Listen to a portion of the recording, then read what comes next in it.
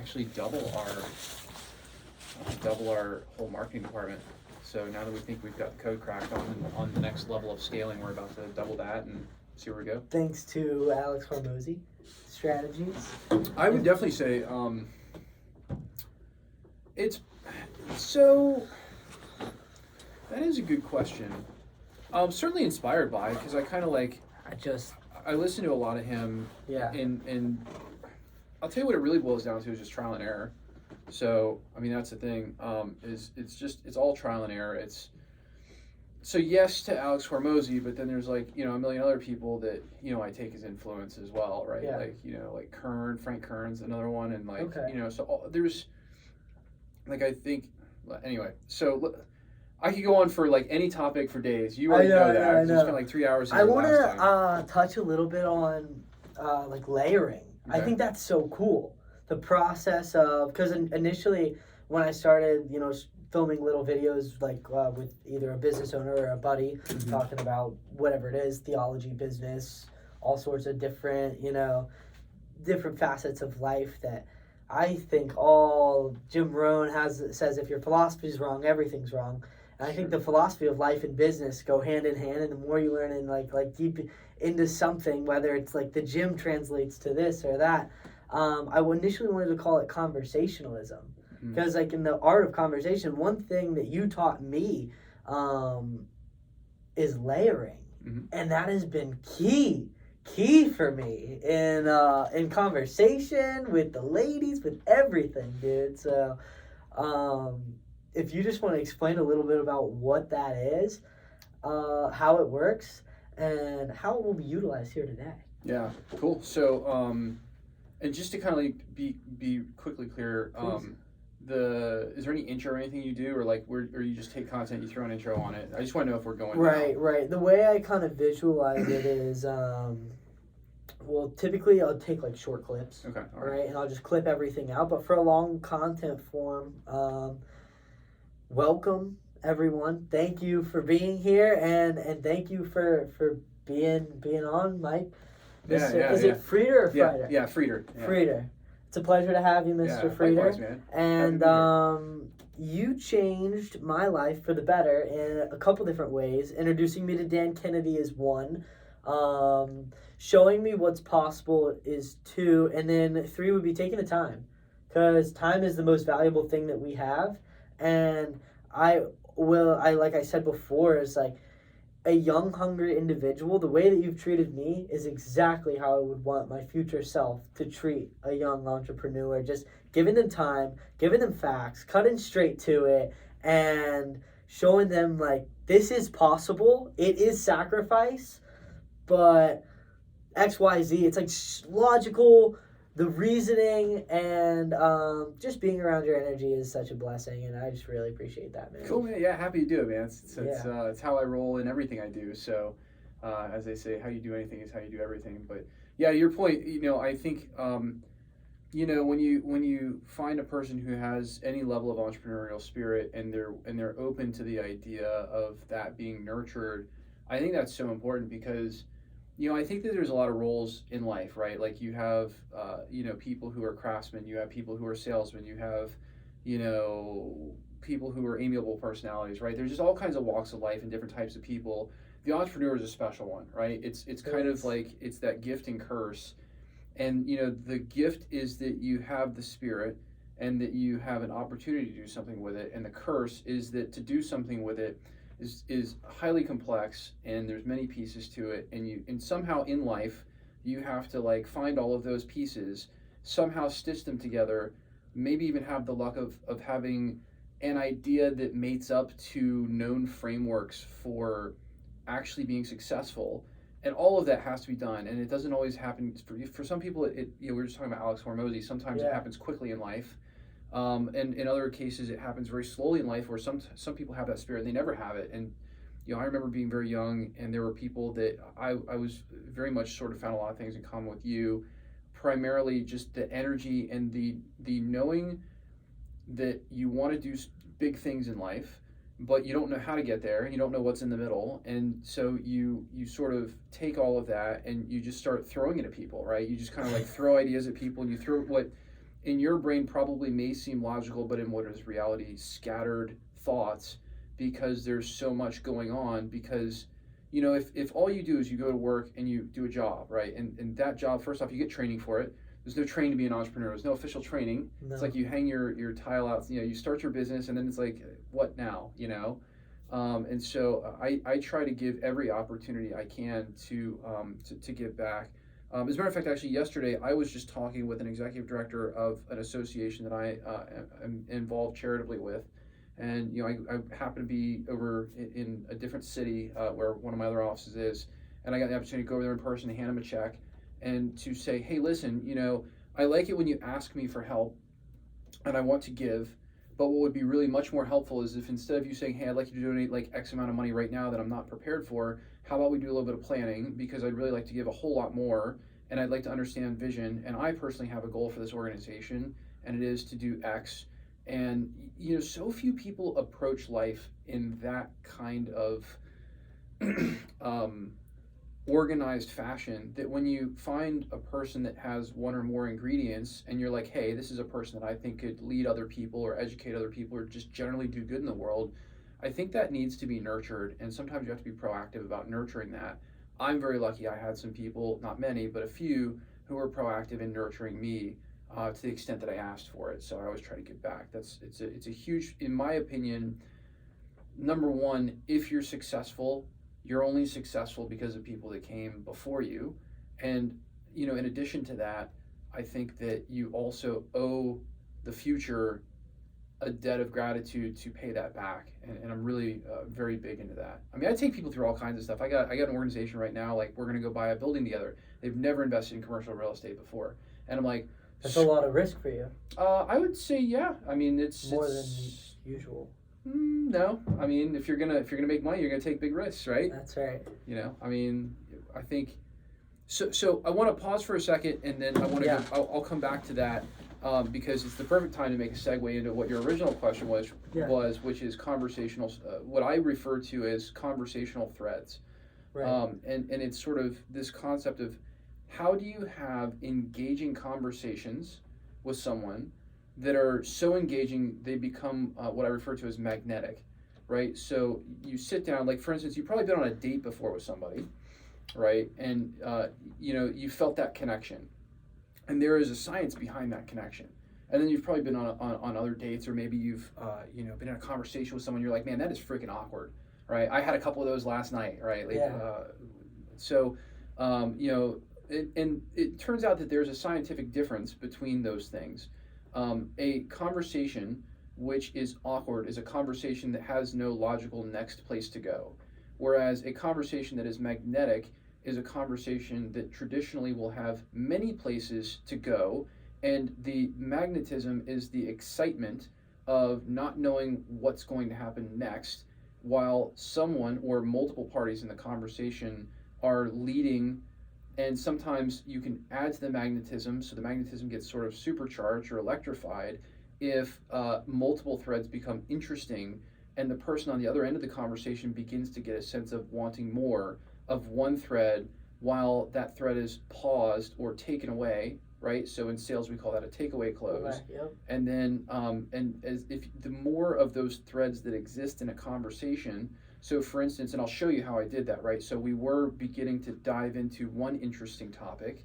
So then I pivoted, kind of hard paused and instantly pivoted into the first question that you had asked as we were getting started, which is, hey, can you tell me more about that conversational threading thing? And it creates a completely magnetic, sort of force that brings those two people together and leaves the person on the other end, if you know what you're doing. Living proof. Living proof right here. Yeah, right. So it creates this situation where the person on the other side of that conversation it actually creates attraction, right? So I mean, certainly it can create different forms, right? So from a sales attraction to a love interaction, transaction, it just creates this sense of wanting more. And that's different. That's a higher skill set than I think. They certainly don't teach that in school. Never. It's a powerful thing. Yeah. And they don't want to. I feel like the the system doesn't exactly necessarily want to breed powerful people. 100% agree with that. Like the seed oils in our foods that decrease our testosterone, to the quality of our water, to the things that they're trying to eliminate, and then the things they're replacing them with in the education system is gnarly.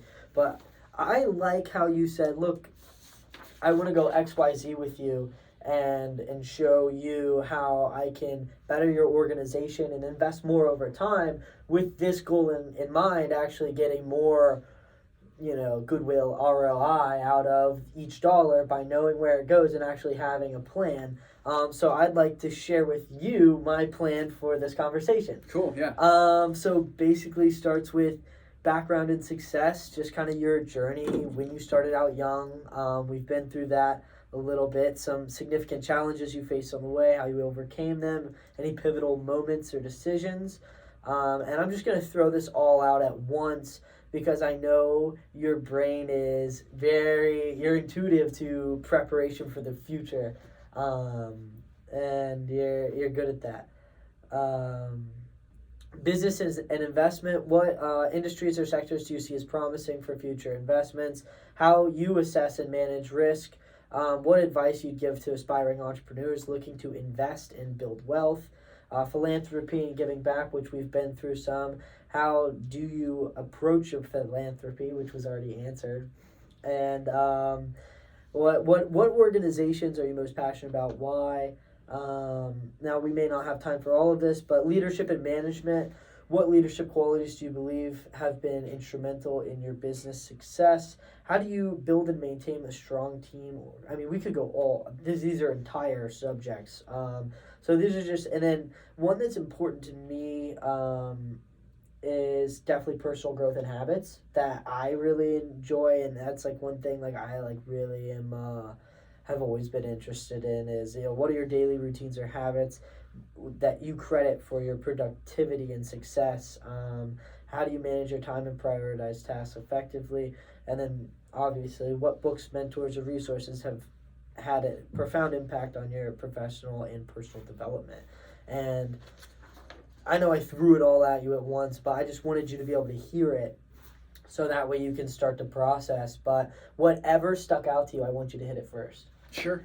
I think I'm going to hit on philanthropy for a hot second. The reason is because I think it's the least talked about thing when it comes to wealth development. I think for some reason, to start, when I was a kid, and I think when many people, and maybe the next generation is not quite as bad, I think it gets a little bit better. I never knew how much money my dad made. Right. I didn't know about any charitable givings that my dad made. And not to say that he's a bad guy, it's just they didn't talk about that, 20. So to give you your audience a reference, right? I'm 40. So it's a very interesting place. I'm kind of dead in the middle of a professional career, right? I'm 20 years in, but I'm still young enough to understand what is it like to start up. And frankly, I've been involved in a lot of startups. But, I think that the charitable thing is a very interesting one. And my story about charitable givings is a very interesting one. When I first started my business, I floundered for many months, like most people do. Right? So I eventually did catch a little bit of traction, though. And I caught some traction, and then there was a person who I knew socially, who, and I won't mention the name of the organization just for the sake of keeping the story to be fairly generic. Right. But they said, hey, listen, I get what you're doing. We need that help too. Why don't you come over? And I said, well, I couldn't possibly charge you. And they said, no, I want you to charge me. I want you to treat me like a normal client. I said, cool, I'll give you a nonprofit rate and I'll take care of you. 20 years later, I still take care of them. The difference is I think I charge them $1 a month because I have to have a legal relationship with them, right, to have a contractual obligation. And I donate to them close to 6 figures a year, if not more. Wow. So you'll hear a lot of numbers right today. I'll throw real numbers because I'm not the world's largest company and I don't claim to be and I don't need to be. I think that's another thing that we can probably I think real numbers are more impressive than big numbers. Yeah, and I think we can also kind of introduce ones, I think we can also introduce your audience to the concept that you don't have to be some massive company to be wealthy. We'll dive more into that as well. I'll leave that as a thread for later. But I think one of the keys to what happened there was an instance where in the very beginnings of my business, right? So my business is technology. We started doing computer repair, door-to-door computer repair. I would come to you and fix your computers. That was the very, very beginning. That was like back in the Dell and Gateway stores when you had to pick up your computer and go take it into them. So this was actually innovation. Yeah. And so this executive director said, no, come, we need your services, and like, we need it, right? And, so we provide a cost-effective service. But what was key to me at that point was they knew that I was a startup. They knew I was just starting, and they wanted to help me. There is a principle called reciprocity. The single most powerful force in the entire universe is reciprocity, right? So Alex Hormozy talks about this. If you guys aren't familiar with Alex Hormozy, you can like YouTube the guy. He's a very interesting character because he is sharing all kinds of business growth knowledge as a lure or lead generation mechanism for his acquisition company. So that's why Next he does level. it. Yeah, it's really cool. It's right. So as he says, give away your most valuable stuff, even the stuff that people would pay for. That's a whole nother thread too. Is the idea of lead gen and giving away the most valuable stuff, right? But the point there is I think reciprocity is so incredibly powerful, and I've experienced that in my own life.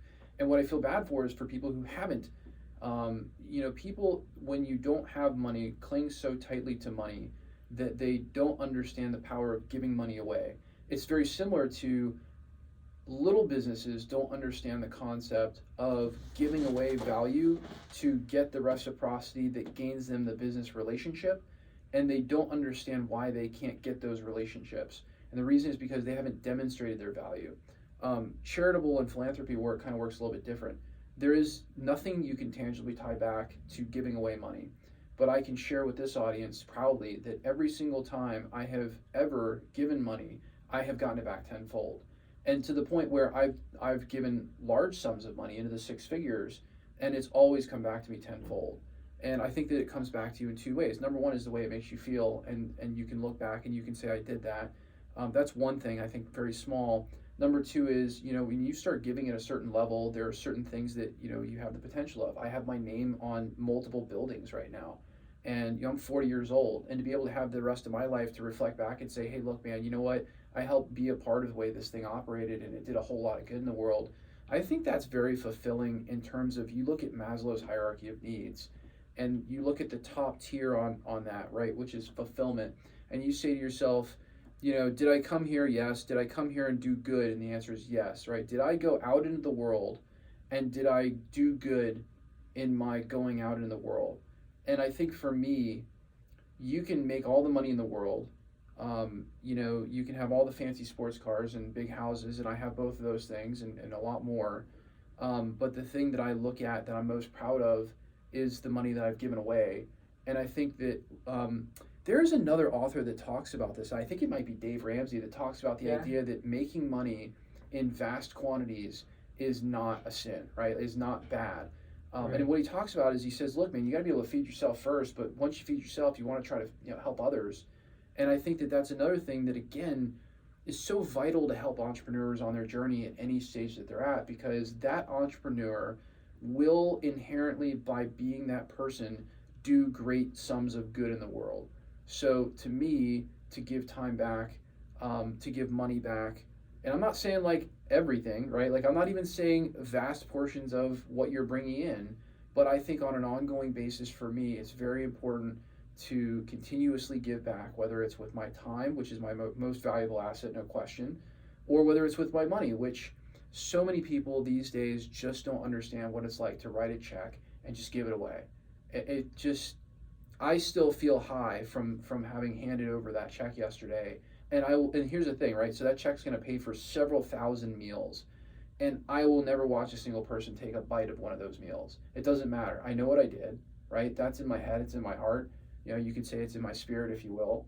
And that's like one of those things. Like I just sleep great at night knowing that, and I feel great. And it's something that when you go buy a Lamborghini, you're not getting that feeling, right? No. It's a different kind of feeling. So I think, that's. I guess I can elaborate anywhere you want on that topic, but I think that's maybe, there's so many, like, how do you grow a business, or how do you do this, or develop wealth? I could talk about all that stuff, but I just feel like it's such an underappreciated topic because the output of all of that success should ultimately be you going back into the world and causing good, because there's plenty of forces that cause bad, and to cause good is, I think, maybe something that entrepreneurs and people, who are building things are uniquely positioned to do. Again, if you have a job, I guarantee you're not writing a multi-$100,000 check unless you're like the president of some, which is again in that same category of entrepreneur where you're a very elite person, and you're making crazy amounts of money in a very, very large, maybe publicly traded company. You're stuck in that category of salary, right? It You're hurts never to getting get out of it. almost sometimes. Yeah, it does. I mean, Grant Cardone's got a very famous video out right now where he goes, middle class is $400,000 a year, right? And there's a lot of people out there who say, no, that's not true. But I will tell you, I have two small twin. I have two 6-year-olds at home. I have a wife, and if I want to vacation a couple of times a year to the point where I don't burn out, and I want to put those kids through, they're in public school now, but they were in private school before. If we want to, take those kids on vacations, and you want to have a nice car, and you want to have a nice house in a gated community, dude, you're blowing $250,000 to $400,000 a year. 100%. 100%. Dude, my dad, I mean, the guy has made millions and millions and millions of dollars over his career, and he's got 4 kids, so it's tough. Yeah. You're struggling, and especially when your mom wants to put them all through the nicest schools in town. That's a killer. Yeah. And then now you got 3 in college, and then it's like, bro, like, the bills get bigger. Yes, they do. And one thing, I'm still, when I first, got together with you, I was kind of lost. And I said that my identity is largely wrapped up in the business or the thing that I'm pouring my heart and soul into and working on and trying to create for the world. And I was like, I had lost that. I had lost my business. I didn't, bad things happened with my ex, there was no girl, there's no business, there's nothing. And I was just trying to rebuild, just really grinding, and, but trying to figure out what was next. And one idea I've had, and like you say, it's like I'm just throwing, for lack of a better word, shit at the wall. Yeah. trying to see what works in those early stages, and throwing out ideas and thoughts at people. And I'll throw one at you right now that just gets me kind of fired up. So my old business was the solar company. Mm-hmm. And I want to go and speak at a middle school, my old middle school. And I feel like the dean, we were really close, she would let me go speak there and do some self-development, a little bit of some of the things that I went through in middle school, and how to overcome, and get these kids on the right track, teach them to be great, and then also offer them the opportunity to do a referral. If they get their parents to go solar, I give them $1,000, and then I help them and teach them how to invest it. So then, the parents save money on electricity, the kids are blessed with wisdom and knowledge, they also are going to be set up for their future financially. And that was an idea that I had that I'm throwing around right now that's interesting. How do you know when it's the right idea, and how do you commit to that thing? And do you believe in, I mean you really have to, if you're executing on something and the outcome that will come if you how do you really put your blinders on and say no to other things? And are there any particular things that you utilize to stay in focus? Yeah. It's a really interesting question. I was just reading a article about Elon Musk, and it wasn't actually Elon Musk at all. It was a ex-wife of his or something. Right. And she said, I didn't understand why he said no so much. And I finally, after years of being with him, understood. And, I think probably one of the reasons why she's an ex is probably at some level because it's very tough when you are highly successful on a level like that to say yes to things. So I find myself in that situation somewhat frequently as well. And so, I think number one is that an entrepreneur has the toughest job in the world because the entrepreneur has to say no to more people than anyone else. I think in general, if you're going to be successful, you will ultimately realize at some point in time, oh my God, there's only 24 hours a day and 100% of that is accounted for. And now what do I do? And the now what you do is I'll tell you, a buddy of mine teaches a great program on this. It's called Productivity Gladiator. His name's Brian Nelson Palmer, and he is a genius. And the cool thing about him is he's not like some mega entrepreneur. He is a state employee up in Washington, D.C.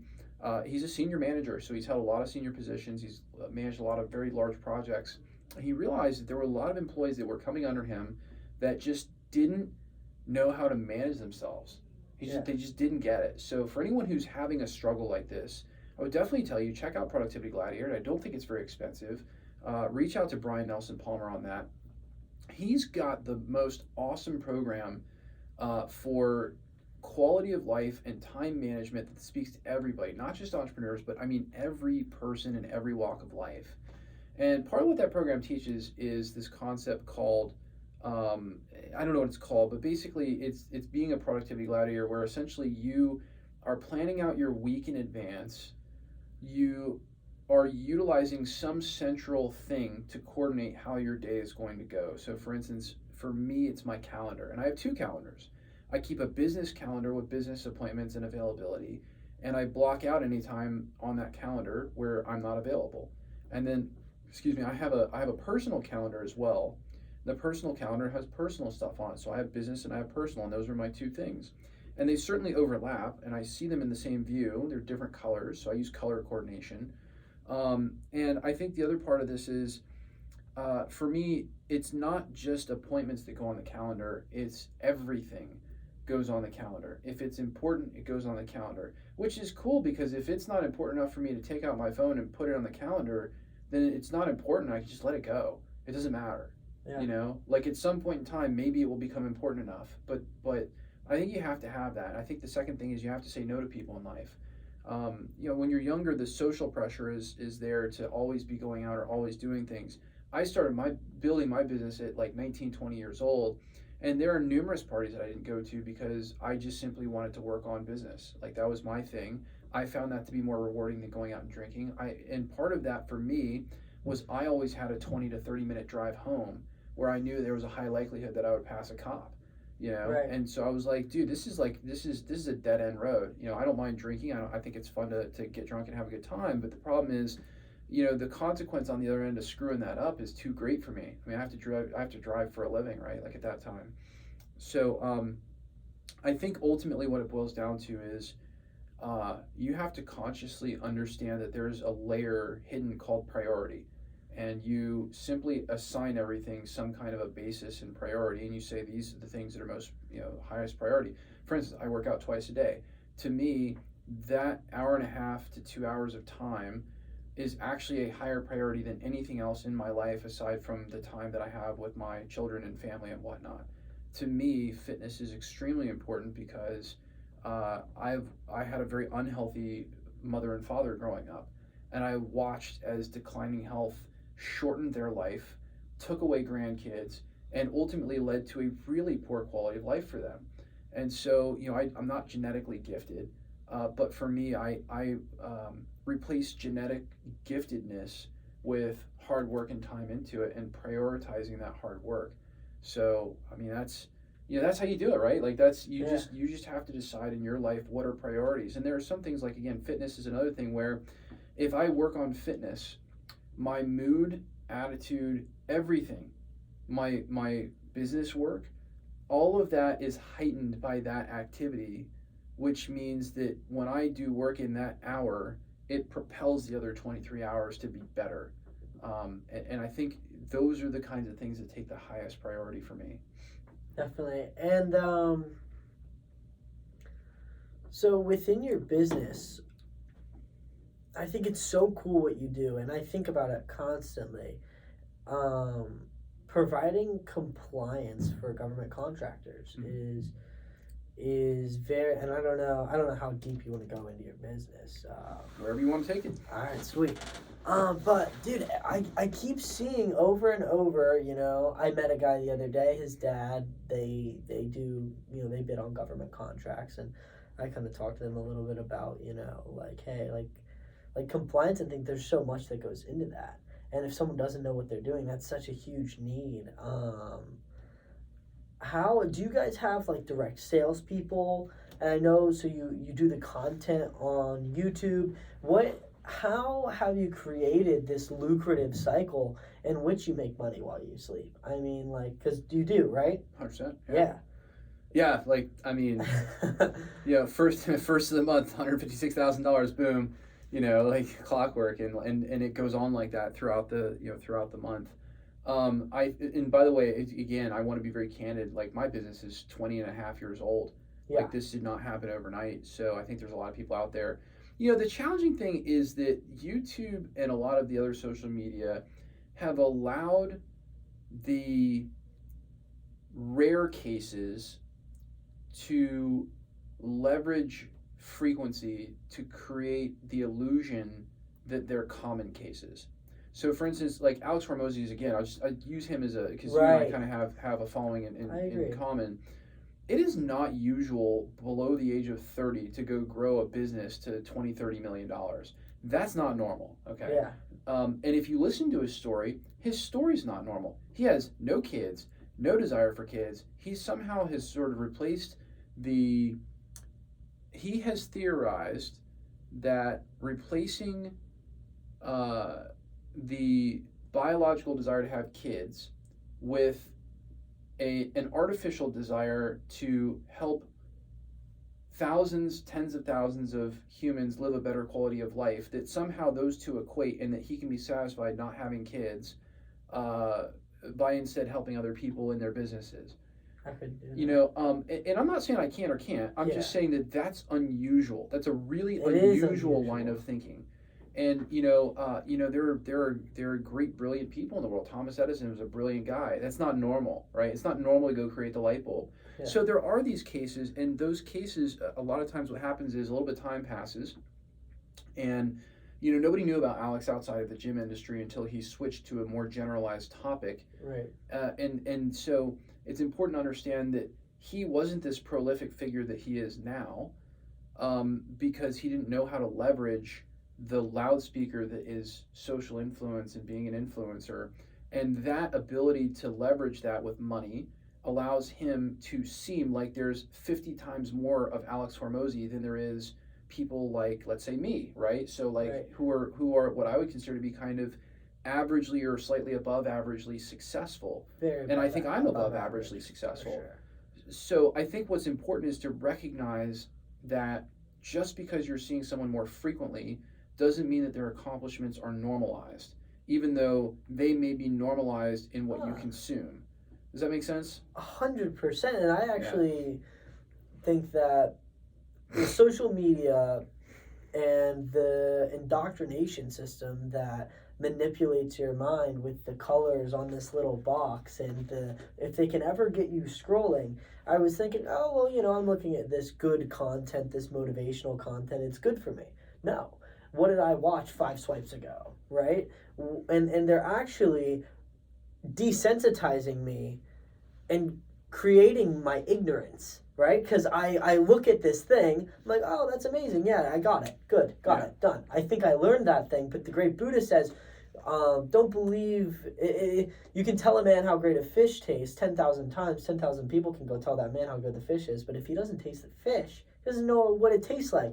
And it's an illusion to question everything. Yeah. And then once even if you know it to be true, question it. And then if it rings true and is beneficial for one and for all, stick to it and live by it. So that way, once you've gone back, questioned that thing, now you know it on a real level, a deeper level. And it doesn't, social media, when I'm consuming positive content in short form format, does not give me the ability to question. It's the swipe. If I, do one, turn my phone off. But if I'm swiping 10 times, it's actually creating an ignorance in me, thinking that I know everything. That's right. And now I think that I know all this stuff, and I'm actually worse off than I was before, other than knowing this little piece of that thing. That's why I am a huge believer in only reading books, because it's long form, and the barrier to entry in which somebody, they have to know sentence structure, they have to form a paragraph, they have to have a line of reasoning and a reason to write a book that's this thick. And it's such a barrier to entry of the quality of human being that you're going to be interacting with, their consciousness, rather than anyone who can throw up anything on the internet. Yeah. And I agree with you completely. The frequency of these uncommonalities are desensitizing us to think that it's going to be easy, almost, or to think that it's so accessible that it's right there. The perfect example is the six-pack abs, right? Yeah. Every YouTube video you watch, if you're looking for six-pack abs, starts featuring a guy with six-pack abs, and it starts to be that you've seen 50 different dudes with six-pack abs, and you look at yourself and you go, well, I'm the one that has the problem. I'm not normal. Yeah. Like, no, dude, it's normal to go out and have a hamburger once in a while. It's normal to not have a six-pack of abs. Yeah. I will, in fact, tell you, I've been on a journey for 22 years to have a six-pack of abs. This is the first time in my life that I've had a genuine six-pack. The reality is I eat like 1,300 calories a day. I work out 2 times a day. That's freaking not normal, dude. No. Like, the level of time alone that I sacrifice being with my wife or other personal interests, like I race cars, you know, and things like that. Sick. Right? So, but again, you have to so hardcore prioritize and a highly unusual, highly unsocial life, by the way, right? Like, I don't go out to eat. Literally, like, I travel all the time, right? First thing I do when I touch down is I go take I brought you a meal, by the way. Oh, thanks, man. Of course. I probably won't eat it, right? Yeah, look, I mean, if you can just take it home for dinner or whatever, it's just like a little thing. I appreciate that, man. Yeah, that's very kind. 100%. You know, but the point there is, like, again, the normal thing is, like, hey, like, let's go out to dinner and drinks with clients, right? Like, I don't do that. It's not a big deal. I just don't. And actually, I find a lot of people have stopped doing that lately. Yeah. But, like, I touch down, go to a grocery store, and I will spend $100 on groceries for 3 days just so that I can eat a very specific diet, even if I'm out of town for 2 or 3 days. Yeah. That's not normal. And so I think another aspect of, you know, of this is, you know, be careful about what you consume and be careful about the direction you want to take your life in, because saying I want to go have six-pack abs, in my case, for instance, has sent me on a 22-year excruciating journey of learning about exercise, and you know, there's infinite levels of frustration, and you hate yourself every time you go on vacation and start just drinking like the, you know, you kind of break diet and then you're like, I'm gonna drink a massive amount just, you know, to have a good time at the pool, and it's like, dude, that's normal, and you need that once in a while, right? Yeah. Like, I'm a normal human being. Have you completed 75 hard before? No, Do you know what is that? is? No. Oh, do you know Andy Frisella, obviously, right? No, actually. What, dude? All right, I'm gonna put you on.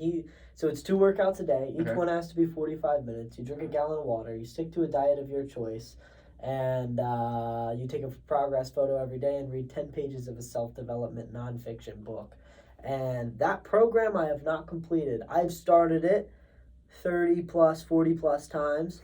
I've made it to day 40. I've made it to day 48, 50.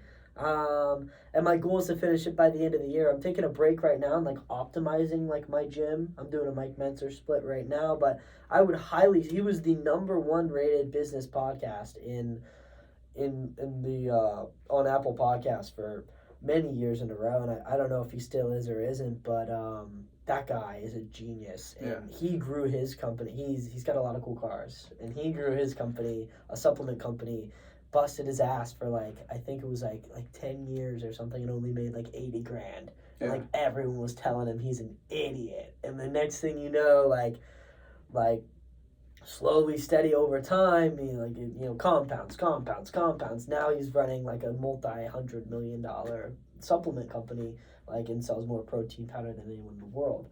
Awesome. And he dishes it out. Look up, my favorite is the Real Talk. So he does a couple different versions, but he does a Real Talk and he just yells at you. So if you don't have a dad, if you need somebody in your life to discipline you, whatever it is, dude, go listen to a Real Talk by Andy Frisella. Okay. Go through all of them, and he will smoke you out, dude. he's good, and awesome. And you have a lot of congruencies with him as a speaker. You guys would get along. Yeah. No, it's awesome. I'll definitely check him out. Yeah. Sounds like a Wes Watson almost. Yeah. You ever heard of Wes Watson? No. He's this crazy like ex-convict dude who just like yells at you. Is Like, that, yeah. I think I have heard of that guy. But let me go back and answer Please. the original question that sent us off on this wild goose chase Yeah. tangent thing, because I love to do that. Because you did ask me a very relevant question. You asked me Okay. about my business, and you asked me about compliance, and I do Uh-huh. compliance for defense contractors. We like to say in our company that we defend those who defend America. Right. So if you're not familiar with how defense works, there is a defense supply chain, okay? And those are the private companies that make the stuff that our military goes and blows up and kills our enemies with. And what we do is we secure those companies and we help them follow the law. And there are literally laws about how information security has to be done for those companies. Now, this is not what my company first started out doing at all, right? We started doing computer repair, and we've evolved over Right. 20-year history to find the most lucrative possible thing to sell. But I'm gonna rip back the curtain on that, okay? So I'm gonna Okay. reveal the secrets behind the reality of what people sell out there, okay? I used to sell something called a commodity, okay? A commodity is anything that you can get in great portions from multiple different vendors with relatively market adjusted prices, okay? So a great example is like you can go to the store and buy a can of corn. It could be Del Monte, it could be like, whatever XYZ brand. That can of corn is probably not gonna have a very high level of variance or a high level of quality variance in what you get. You get a can, it's got corn in it, it's a can of corn. That's what you're getting. You're probably gonna pay about $3-4 for it, or whatever today's market value is. Right. Okay, that's a commodity.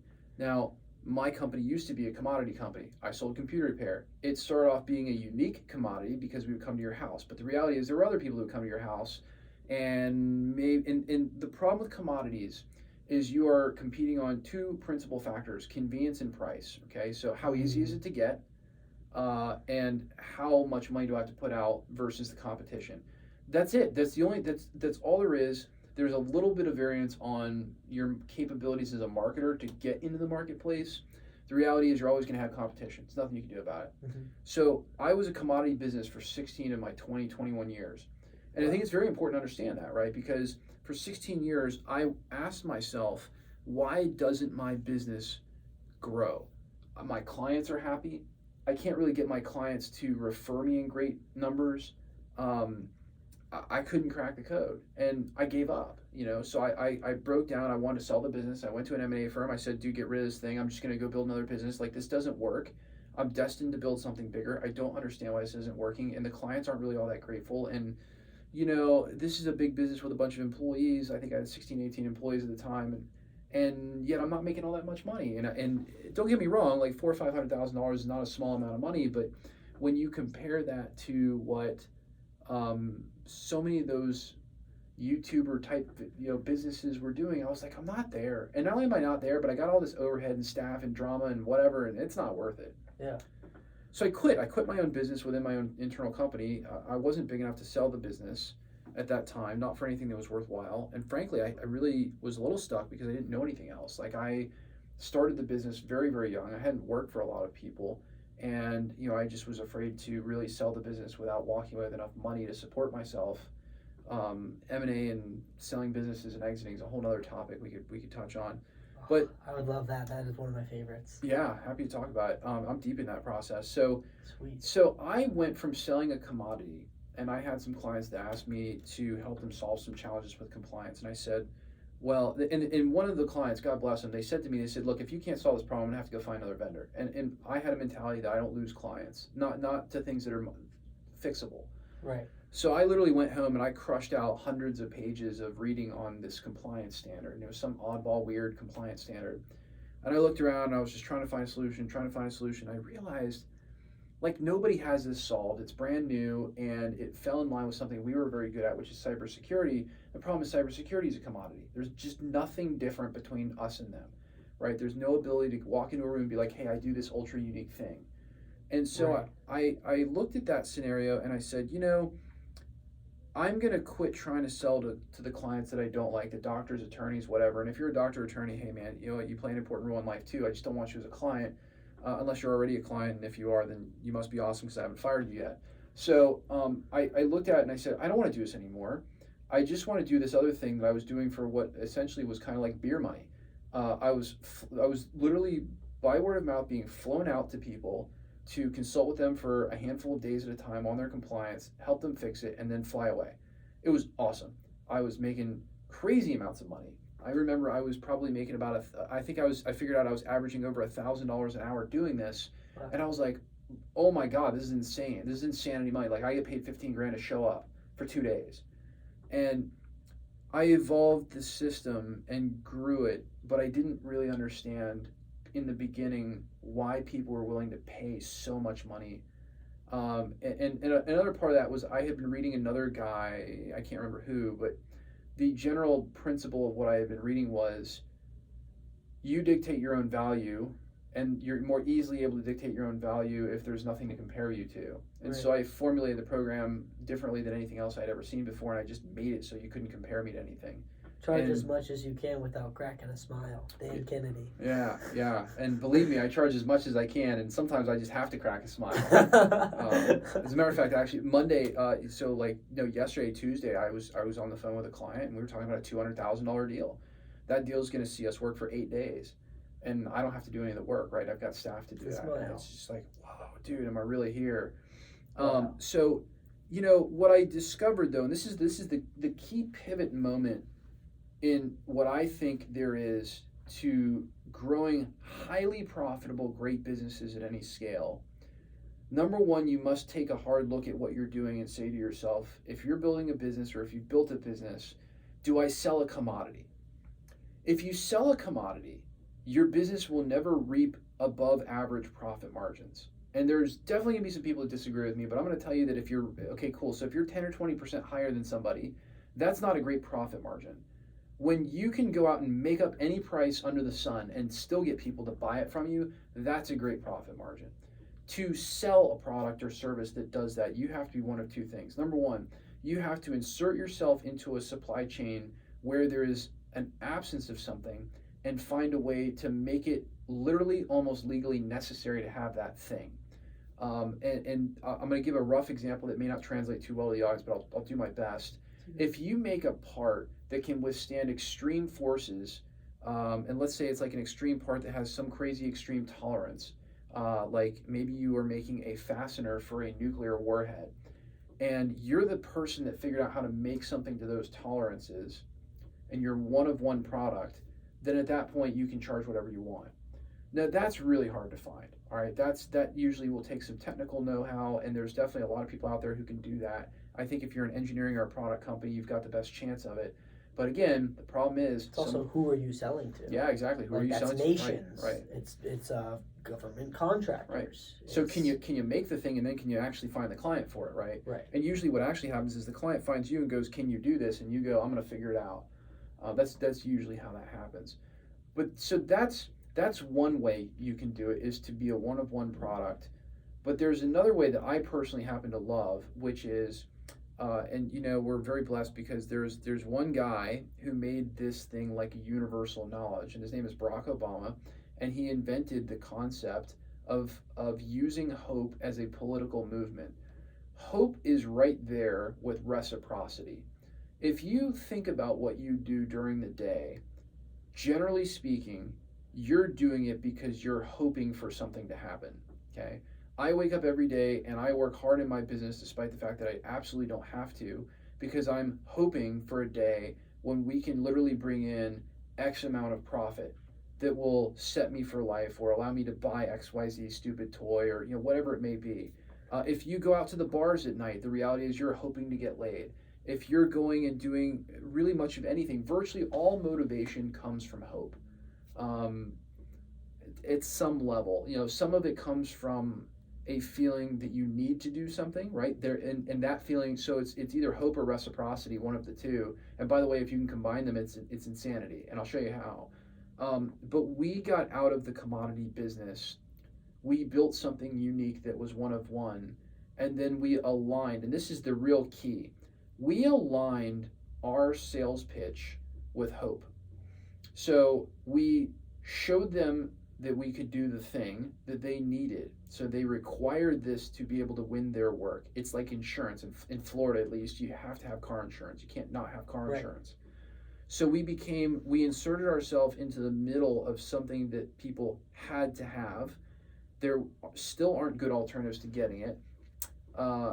But then we packaged it with hope by saying, if you do this ugly, no good thing that's very expensive, that is a black hole of expense that you have to do by law, we're also by proxy going to teach you how to back leverage that and use it to grow your company in the most lucrative area of growth you could possibly fathom, which is defense, that can't shut down in the middle of a pandemic and can't be shut down by a hurricane or a natural disaster. Providing extreme value.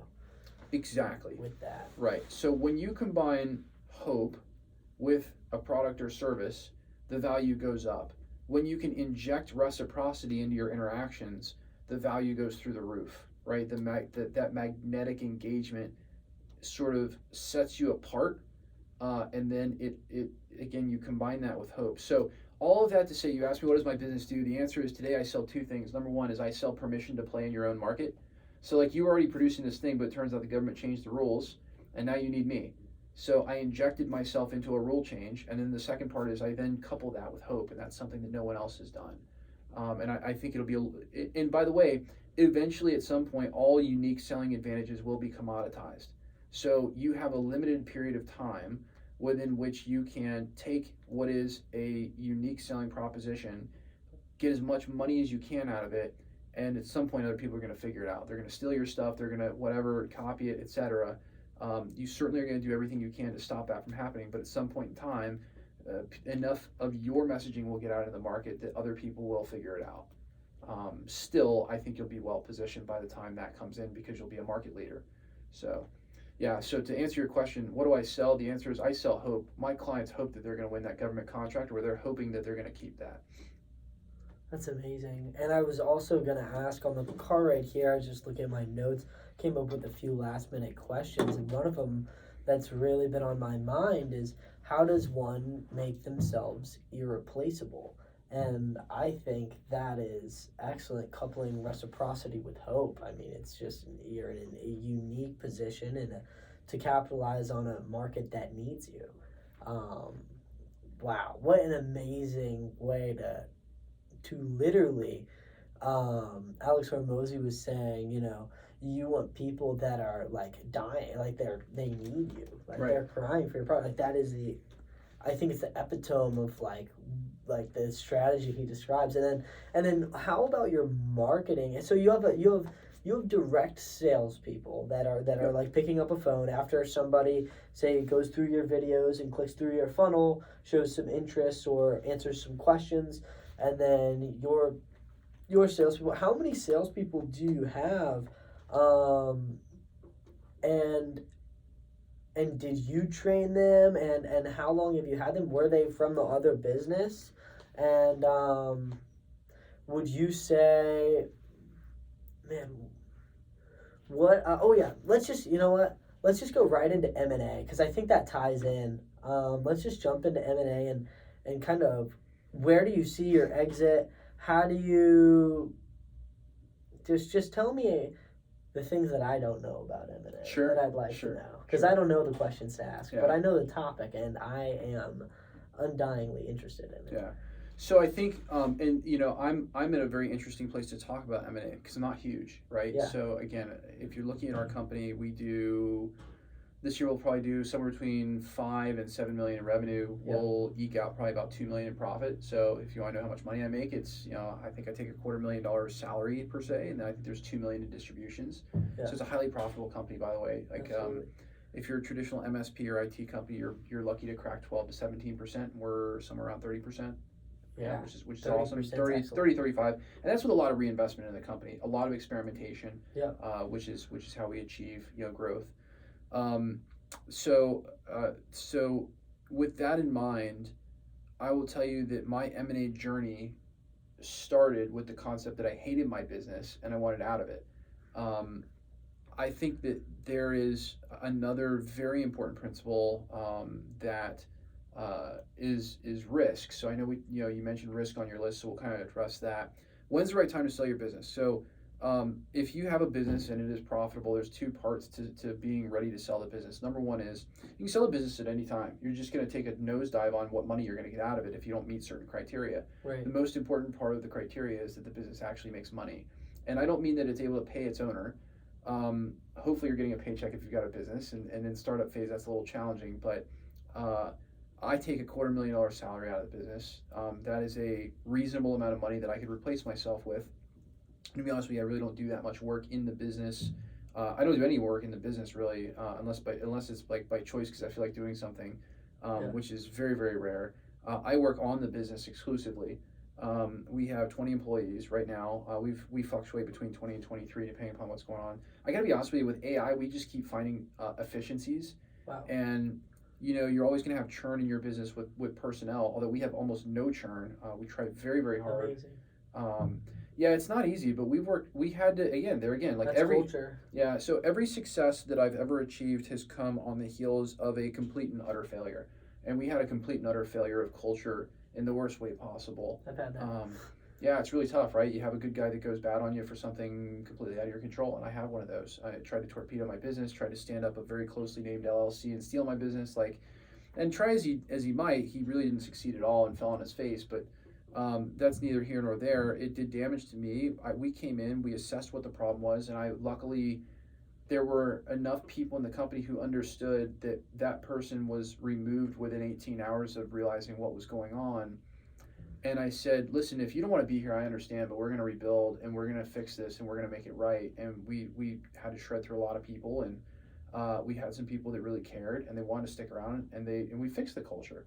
And when I find a problem that's that catastrophic that could tear the business apart, I don't just fix it. I mean, I perfect it. And today we have an incredible culture that, people love to be here. We have almost no churn. The last 3 people that left our company had to be terminated for violations of company policy, right? So I won't really go deeply into that. Yeah, but compliance is one of those things where so that's another thing is privacy, information, things like that are very serious in that business. So I could imagine it could be along those lines.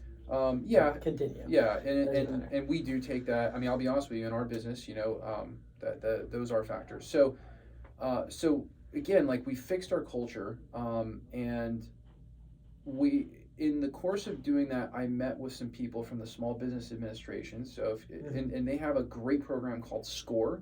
I'm a huge advocate for SCORE. SCORE is where they take retired executives who volunteer their time to help startups and entrepreneurs to fight through problems. There was a really dark period where I thought I was getting sued by a client who, through no fault of our own, they wound up, being attacked by something. I won't go into the details, but they said, well, our computer system got attacked and you're our IT guy, so I'm going to sue you because this thing happened. And they did until they ultimately read the contract, which, we have hold harmless things in our contract. So if you're doing legal stuff, you need to make sure that's in there. Take no liability for anything.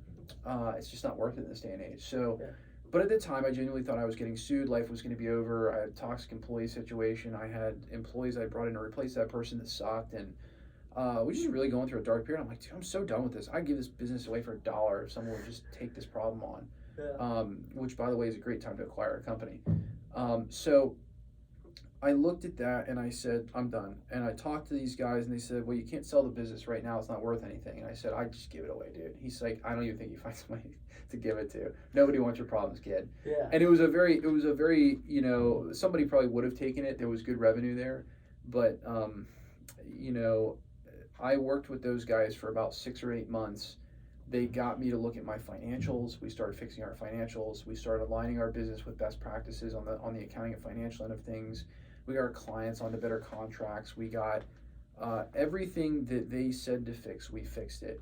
And then everything that I decided I didn't like about the business, I fixed as well. And I think a key point is you can always lose a bad client. I promise you'll never miss the revenue. People are so afraid when they're small to do that, but you got to fire the bad clients. When they suck, and especially when your employees tell you they suck, they got to go away. And so we did some of that. And so we fixed the business to the point where everything except the revenue was actually great. And people loved being there. I finally woke up in the morning motivated again to go to work in my own company. And by the way, that was about a 6-month hardcore turnaround. And it really took about 12 to 18 months to really line up all the best practices and build the culture and all that kind of stuff. So, turnarounds are not easy and they're brutal and it will thicken your skin. And again, I think it's another reason why entrepreneurs, people who start businesses ultimately need more help than the average bear. The average person would have probably cracked under the kind of pressure I had when I got a job. Yeah. I will even tell you, I think there are some people who would have committed suicide because in my mind it was not suicidally bad, but there were just dark moments where I had no idea how to fix things. And when you think someone has invaded your business, and your business is your life, and it's who you associate yourself with being, it's really hard. Yeah. But again, in touching on the last thing that I fixed that I think was incredible was I had to that point associated myself as the business. Number one mistake any small business owner ever makes is they just say, well, I am the business, and therefore whatever happens with the business is going to dictate my mood. It's a miracle that my wife really stuck with me, and she's such a rock for me, because there were some really down moments, and she just kind of slapped me around a little bit and quit being a wuss, dude. Like, you just need, like, I'm here and I'm not going away when your business goes away, and I make money, and you just need to suck it up and deal with it. And so, I think I remember those days, and they're very pivotal because I just didn't care anymore. And you have to not care about the success or failure of a business to take big risks. You have to not care about the outcome. You have to know the outcome you're going for, and you have to care. You have to not care so much that you're afraid to sort of break eggshells, if you will. And I was a don't break the eggshells kind of person for a long time. I'd freak out when clients called because I would just assume they were calling to cancel or something, right? Which is totally false. They never called to cancel. Yeah. We delivered amazing service, but that was very, very pivotal. And the M&A guys, and I recommend this for anyone who has a dream to exit, particularly if you want to exit big. When you think that you've got to the point where you can make $1 on top of a salary that you pay yourself in a business, I recommend going to an M&A firm that's industry specific and saying, I want to pay you to guide me to sell. It doesn't matter if you ever want to sell or not. Right. You can even say, I want you to guide me to growth. I want you to guide this conversation. The conversation goes like this. Tell me what I need to do next to build value for my business. It's a very important conversation. Tell me what I need to do to build value in my business. I was growing the business in all kinds of ways, and I didn't realize that the actual direction I needed to build was I needed to build towards EBITDA and making sure that I was not the person really involved in the day-to-day runnings of the company. Mm-hmm. And when the M&A firm was giving me those directions, and there's a lot more to it than that, right? Everybody's going to get their own unique advice. The M&A firm consistently guided me for probably the last 3 years, and I only meet with them once a quarter, so it's not a very time-consuming thing. I'll tell you, they're expensive. I think I paid $2,500 a quarter for that 1 hour meeting. Yeah. But you get what you pay for in life, right? And so they have guided me from a place where my business was maybe worth $1 to $2 million to the point where I think that business right now is worth about $24 million. Wow. And as far as exit goes, I actually had an original goal to sell the business at $8 million. Now, the thing that changed, there's two things that changed. Number one is, in an $8 million a year business, you are probably making $1 million a year. Mm-hmm. Now, $1 million a year is transformative kinds of money. We talked earlier about the concept that you've got about $400,000 a year that it takes to really live what I consider to be a middle-class life. Yeah. I really do believe that. I mean, I think if you want to go on a couple more vacations than the average bear, and you want to drive a nice car, and not a whole lot more than that, right? Like, that's it. Yeah. You're at that $250,000 to $400,000 a year mark very, very easily, not being really dramatic about it. 100%. So, basically, we said, okay, so when you're making $1 million a year, though, it's a fundamental difference. And I'm sure this will change over time, but what began to happen is I began to go, oh my God, this is awesome. This is a lot of money. Yeah. Now I invested like 70-80% of that money, and I began to develop passive income much quicker because I finally had a business big enough to throw off that kind of money. Mm-hmm. And so I realized I'm not at the end of my journey, I'm at the beginning of my journey to develop alternate income streams. And I had some real estate, but it wasn't like an ability to go out and buy a house every month, right? Like that's completely transformative. So I gained that ability as we hit the original goal. The other thing is I did the math, and we said, okay, so it's $8 million sale. You're going to pay out about 30% between taxes and fees to the M&A firm and all this other stuff. you're walking away with 70% of 8 million, so 5 million and change. What can I do with 5 million? You can't live on 5 million. Yeah, and I think so. Well, you can, but not like a baller. Well, this really comes into the conversation of risk. It needs to be understood that risk is a topic that's very important, but that most people don't ever enter that conversation until it's too late. I looked at $5 million and said, where can I invest this to replicate my income? Yeah. How am I going to replicate $1 million a year on $5 million? Yeah. And you quickly realize that you can't. You can't. You just can't. I don't care how good your investments are, you're not making 20% back. Yeah. And so what happens is you come to this ugly realization when you have to actually answer those questions and go, oh crap, I need this business to be a lot bigger. And by the way, I like this lifestyle at $1 million a year. This is incredible. Like it's like the best feeling in the world when you finally, like that's the moment where you're like, man, I finally made it, dude. I got way more money coming in than I need. This is incredible. Yeah. So these things happen, and then you kind of look around and you're like, okay, hang on, what does it really take? And I realized that if I was fairly aggressive in my investing, I was netting about 10 to 13% out of my real estate investments. And if I had $10 million in the bank, I could generate that $1 million income. And I'll tell you another thing that happens. So for me personally, I've never been able to really spend more than $1 million in a year. So for instance, That's good. I probably live off $20,000 or $30,000 a month maximum. I mean, that's everything, man. That's like, my crazy race car hobbies and exotic cars and like vacations nonstop. I was in the Ritz-Carlton last weekend. I flew my whole family up to DC to go tour museums for like a day and a half. And then I went racing the day before that and spent $10,000 on race parts, like really trying to just live an obnoxious lifestyle. Right. I personally still can't really spend on average more than $30,000 or $40,000 a month. Right. So I think that's also kind of insightful. And I think ultimately, all I'm doing is sitting here reinvesting the money beyond that. So I said, okay, I know what it takes for me to live a dream life. And I know that every penny above that amount of money, I'm just putting it back into investments anyway. So I got the idea that if I had double that, right, which is about $83,333 a month, there's no way that I wouldn't be able to be totally fine. And that's about $1 million a year. So I said, okay, am I going to get that out of really, really super safe investments like treasuries? Right now, a treasury, and interest rates are high, is putting out about 5%. Yeah, 5.05 or 5.1% is what I think I'm getting on some of my cash right now. Zero risk to principal. So there's zero risk to principal. So then I'm going to go buy some real estate and I'm going to make about 11% net. Okay. Right. And there's a lot of risk. You can have a tenant leave you. You can have a storm hit the thing. You can all kinds of stuff. But in lieu of that risk, you make double the return. You just can't guarantee the return's always going to be there, like it would be in a treasury. And so you've got to figure out your comfortable versions of risk. And for me, my comfortable version of risk, I decided, and I spent many months trying to figure this out, is a combination 50-50 of a completely principal safe place to put the money, like treasuries, which would put off around 5%, and some level of risk that I'm accustomed to at 10 to 13%, which is real estate, which is a 50-50 portfolio of stocks, investments, etc., plus some real estate. Those two things combined would equal about $750,000 a year. And while it's not $1 million a year, the reality is I could never spend $1 million a year anyway, at least not for the next 10, 20 years. The other thing I know about myself is I'm just going to go build another business. Yeah. But I want to exit. Why do I want to exit? Because at the end of the day, when I look at EBITDA multiples, okay, so that is what will someone buy the business for?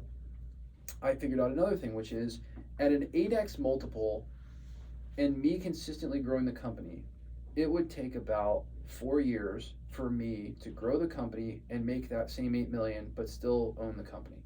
That was what I guessed at. And I think that's a pretty accurate guess. I actually have doubled the amount of profit within 10 months that the company is putting out.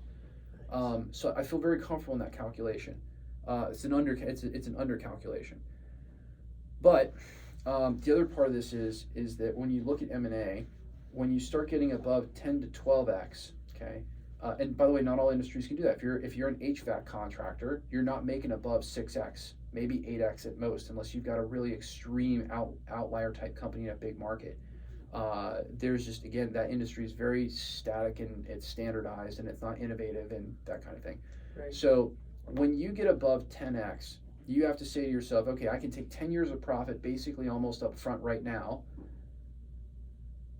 or I could have that right now, and could I outlive a non-compete for some number of years, could be 5, and go back and build a company that's putting out close to that cash flow. And for me, my rationalization is I'm going to shoot for a 12x EBITDA multiple. That's what we're going to put the company up for sale for. And when I do that, I'm going to be under the understanding that it's realistically going to come back down to 10x in the negotiations. And I do believe that within 10 years, I can absolutely rebuild the success of this company, because I've got the 20 years of past experience to back it. I certainly won't have a problem having money. I could go raise capital at this point. Like, I've got the credibility and the past experience and everything to do that. And the reality is I'm actually pretty conservative. I wouldn't go raise capital anyway. I would just bootstrap it, because when you Which know... is the right way to do it, 100%. Nah, I don't think there's a right way to do it. I mean, I think there's, different people are in different positions in life. I like bootstrapping I think stuff. if it works, it can be bootstrapped. It depends. I think that there are some product companies where you need funding. Right. Yeah. Patents, or if you're trying to build a product, or even just for like inventory or anything. Yeah. Or like, let's talk about, people who invent stuff, right? Mm-hmm. Like, I mean, you may be an engineer capable of designing things, but not have the money for the materials, right? Or the machinery to mill it. So anyway, that's a really long story to get to and through my thinking process on M&A. That's my real life experience of what I'm going through. And there's certainly more to it. I can dive as deep as you want, but I think maybe what helps is to hear the rationalization behind the number of dollars. Now, one thing you won't hear in my story is like the phrase hundreds of millions of dollars. Yeah. I just don't need hundreds of millions of dollars. I didn't grow up with this kind of money. Yeah. And I think that, I do have, a Ferrari in the garage. I've got like 5 or 6 cars in the garage. I've got a big house, and it's all paid for. I actually have like a literal race car that I race. I actually fly out tomorrow to go do a whole weekend over at Circuit of the Americas. Where's that? In Texas, in Austin, Texas. Yeah. And you're shipping your car out? Yeah, car's already there. So the car got built in Texas, and I have an arrive and drive squad. Yeah, I have like a race Lotus? team. Yeah, the Lotus. Yeah. Sweet. Yeah, That's sick. Yeah. Oh, you got a race team? Yeah, basically. And you're like racing like against other people, and like so I'm not yet racing against other people. We're doing more time attack type stuff. Yeah. So later I will do wheel to wheel racing. I'm working my way up. That's crazy. Yeah. Dang, that's awesome. That's awesome. How many of those racing guys out there just financially free individuals that are just like hobbying? I find a lot of them. A lot of them, yeah. That's exactly what I would be doing. There's two types of people. One are what I call jockeys, right? So the people who they probably grew up karting, and like that's what they do. Yeah. Is they've been racing their whole life, and those people typically have to find sponsors and people who can help them afford it. And then there's people like me who are basically super enthusiasts, hobbyists. Who have reached a point in life where they've got the money, and here's the key: they've got the money and the time to play with it. And the time. Time. Money's one thing, but it's the time. Yeah. So like I'm gonna fly out tomorrow, and I'm super lucky. My wife is very supportive. I don't do this all that often. Yeah. I have a goal every year that I get 12 to 14 race days. It's on my vision board. It's what I do. And my wife respects that and is awesome, and I support her and her hobbies and things like that. And I also think it's healthy for your kids to see you living out your dreams. Absolutely. I think that's really important. Huh. That's amazing. I love that. We should go racing sometime. Let's do it. We'll go racing someday. That would be amazing. Well, it's coming up on an hour 13 here. Thank you so much for your time. Like you said, your most valuable thing you have gifted to me today. And I appreciate it to the moon and back. This has been amazing. Very insightful for me. Now, if you could go back and tell your 19-year-old self one thing, what would you tell your younger self? I'd probably tell him exactly what I just told you. and then if you were in my shoes looking to start a business, what markets would you look at that aren't really going anywhere, or that are going somewhere? And what kind of things, I mean, obviously reciprocity and hope are, what you have is not easy to replicate. by any means.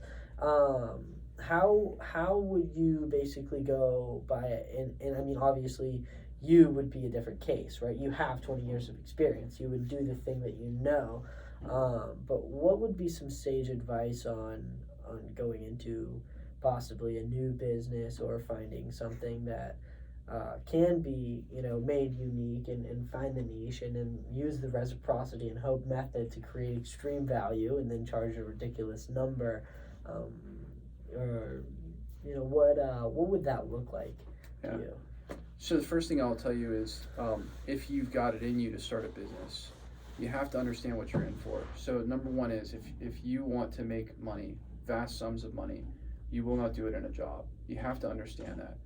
Before you even go into how to do it or what kinds of businesses or whatever, you have to understand that employment is, and we've all seen the Instagram thing, it says, a job is what you exchange for your dreams to be able to live. Right. And the problem is I'm a big dreamer, right? Like I literally, like, I'm so stupid. I think I'm 40 years old and I'm going to go be a professional race car driver and I'm going to go do it, right? Like I have a path and I dare to think that way. And that's the way that I think that's very different from a lot of adults. But if you're that person, you have to understand that you won't get there through a job. Jobs in any company are specifically and strategically designed to provide the bare minimum amount of money that sacrifices profit in order to get the job done, right? Like, yeah, you might pay somebody a couple bucks more because they're good, but from a general perspective, payroll is the biggest expense most businesses have. So obviously you want to minimize that. Just think about that. Right. So job's not the way there. You want to start a business, and then the second thing is you got to realize you're going to fail. And you're going to fail. And you're going to fail flat on your face. And the reality is, I can tell you how to do it, like what we've talked about in this podcast. You have to do it. I can give you all the advice in the world. I can bring that fish. Yeah, you have, exactly right. You can bring the horse to water, but you can't make it drink. And so you're going to have to go get beat down on your own. And as far as what kind of business, I couldn't tell you that. Everyone listening's got a different set of talents. Everyone listening has got their own things that they're passionate or want to do professionally. I don't think you have to. I agree with what Mr. Wonderful says. You don't have to love your business. Right. I think there's another saying, which is, there are different kinds of operators of businesses. There are technicians, there are salespeople, and then there at the higher level, I think, are what are called artists. I believe that my art is the businesses that I build. I'm very passionate about it. I love watching a work of art come together on a canvas to create a complete picture. And that's what I think for me is it doesn't matter what the business is. Like I have a real estate business. I have this business. I've had website design businesses. I've had wiring companies. And I've nearly built 3 different marketing companies, none of which have anything to do with each other. So I would say that learn the core fundamentals of business. And I would also say that ultimately you have to understand that failure is a part of it. And in fact, I'll kind of pull up a story from you, which is, so you had a solar company and you had problems with your installers that tanked the company. If it was me, and this is how I would react with maybe an extra 20 years of wisdom added on, the only thing that I would change about that scenario, you already figured out the hardest part, which is how to sell and go get the money. I would just simply figure out a way to go build the delivery and have it all in-house. That's what Apple does. Yeah. It's one self-contained unit where the quality can't fail because it's all controlled. And I think if you were to go back and build that solar business, you could do it very quickly because you already know how. And all you have to do is go find, and I don't mean by a partner, I mean just go hire them and fire them if they suck. Go find a contractor that can do the installation. I'm sure there's plenty of people who've been fired from other companies that do solar installation. And so the only difference between a guy like me and someone like maybe one of the listeners out there who hasn't really started their business yet is that for the last 20 years I've been banging my head against the wall, and I've had the L's, I've had the failures. Yeah. And so the only thing I can really advise is to go hurry the heck up and go get your L's and your failures, because ultimately those are required. Otherwise, you won't know where your limit is on building wealth. I'll give you another example. In racing, you don't know how fast your car will go until you're spinning off into a wall. I was actually racing last Thursday, and I was coming onto a straightaway doing 130 miles an hour and put the car sideways and did 3 spins, and it was quite a ride. The reality is that up until that lap, I had just simply not been pushing hard enough. Literally, I had a guy screaming at me in the passenger seat as my coach saying, dude, this car can do more. And it could have. And, there was a problem, which was I literally thought we were driving off the track. And I slightly lifted my foot, and I spun the back end around, and I didn't even really know that I did it, but there was a gut instinct that said, lift your foot off the accelerator, you're about to go off the track and die. And the problem is that that's kind of like what running a business is. You think you're about to hit the limits, and you can't take your foot off the accelerator until you either make it through the turn or until you spin, and you just won't know what those limits are until you're like at that apex, you know. And in that case, I think I was pulling something like 1.4 G's, and you know, 1/4 of an inch of lift on that throttle pedal was the difference between me making it through that turn faster than somebody else and me being sideways sitting on the side of the racetrack, luckily okay, and the car was okay. And that's what building businesses is like. You're gonna fail, and as a matter of fact, by the way, you've got to spin the car in every turn to find out where the limit is. You know, so imagine what that's like, and that's what building a business is like. You've got to fail at every aspect of business, or else you really haven't taken it far enough. I mean, unless you're okay with settling for some average results and not really all that high in profit, right? Like, that's how it works. Thank you so much. Yeah, Seriously. it's my pleasure. Yeah, thanks for doing this, man. Tears in my eyes. This is amazing. I love the way you finished that, because that's where I'm at right now, dude. I'm failing, and I'm back to the drawing board and banging my head against the wall. Yeah. Well, you're not failing. You're not failing until you give up. Exactly. Right? And so I think we win or we die. Right. Well, and it's important to understand that failure is the greatest teacher, right? Like, I mean, this, again, old Robert Kiyosaki stuff, right? Like, in school, they teach you not to fail, but the funny thing is, in life, you have to fail. Yeah. The reality is, in sports, you have to fail. Like, when you're playing football, you're going to get tackled. How many times do people get tackled? You know? Yeah. But the ones that can run the ball to the end zone, they probably just got tackled more than everybody else as well, right? Like, who's the guy, Joe DiMaggio and Babe Ruth, right? Yeah. Most strikeouts in history, but nobody talks about that. Crazy. Yeah.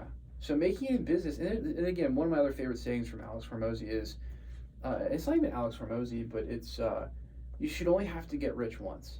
And I really believe, like, now that I've been through 20 years of business and I'm looking at an exit and I'm, in those discussions, I looked at an exit that didn't include me being well off for the rest of my life, and I said, what do I have to lose? It's kind of like a divorce. You know, interesting to talk about divorce. I've never been divorced, thank God.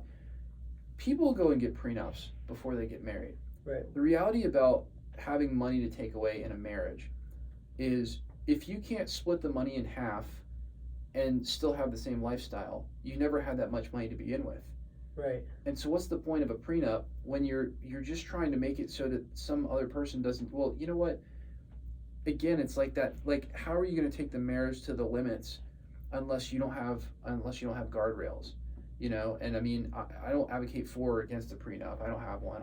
But I learned that lesson the hard way. Right. You know, I think that ultimately, if you shouldn't be getting married if you have a concern, and both people going into the marriage should probably feel the same way.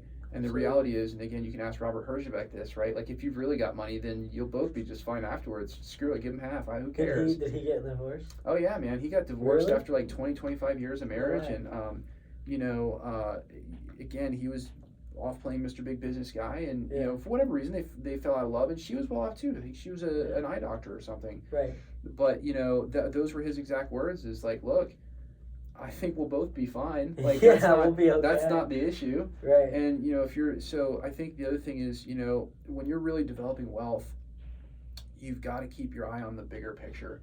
And I think when you're starting businesses and when you're a young entrepreneur, and age doesn't have anything to do with this, you get so stuck in the micro. You really get stuck in the micro. You get stuck in this place where like every little thing matters, and the actual reality is only the big things matter. The little things are going to wind up falling out the way they're going to fall out. Right. You know, and so I really believe strongly that you've got to keep your eye on the big picture, and you've got to not sweat the little stuff, because there's just so much good life out there to live if you're focused on the big stuff. Amen, dude. Cool, dude. Thank you so much. Man, thank you. Thanks for the opportunity. Everything, dude. Yeah. This is sweet. I know I'm fired up. I remember I was electric after our last conversation for the next couple weeks, so I just got recharged, dude. I'm stoked. That's awesome, man. I can't wait to see your success continue.